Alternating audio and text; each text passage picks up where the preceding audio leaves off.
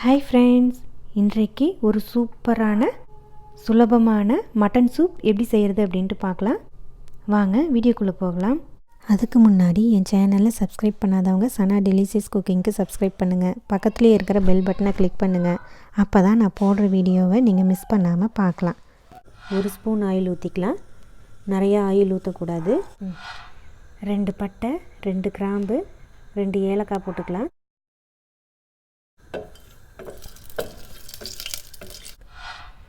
Cut பண்ண அரை வெங்காயம்,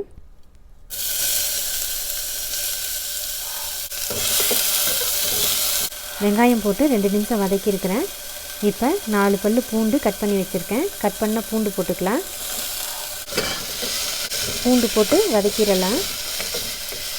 கட் பண்ண ஒரு தக்காளி போட்டுக்கலாம்.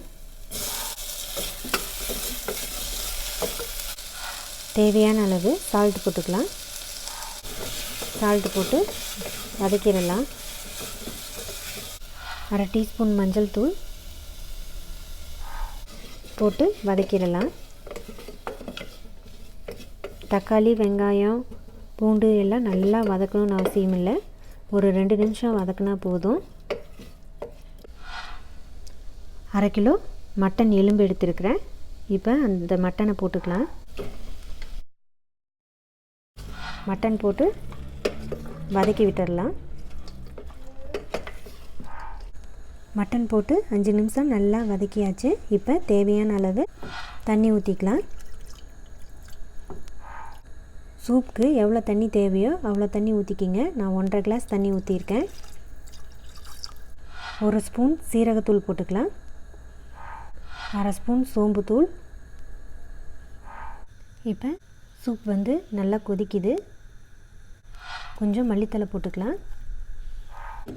இப்போ குக்கரை மூடி வச்சிடலாம். 1/2 மணி நேரம் சிம்லேயே இருக்கட்டும். அப்போ தான் சூப் வந்து நல்லா வேகும். இப்போ 1/2 மணி நேரம் ஆயிடுச்சு. மட்டன் எல்லாம் நல்லா வெந்துருச்சு பாருங்கள். 1/4 டீஸ்பூன் மிளகுத்தூள், கொஞ்சம் மல்லித்தலை.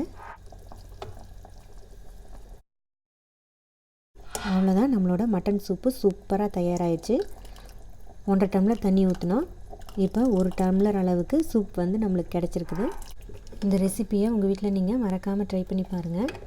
இந்த வீடியோ பிடிச்சிருந்ததுன்னா லைக் பண்ணுங்கள், ஷேர் பண்ணுங்கள், கமெண்ட் பாக்ஸில் கமெண்ட் பண்ணுங்கள்.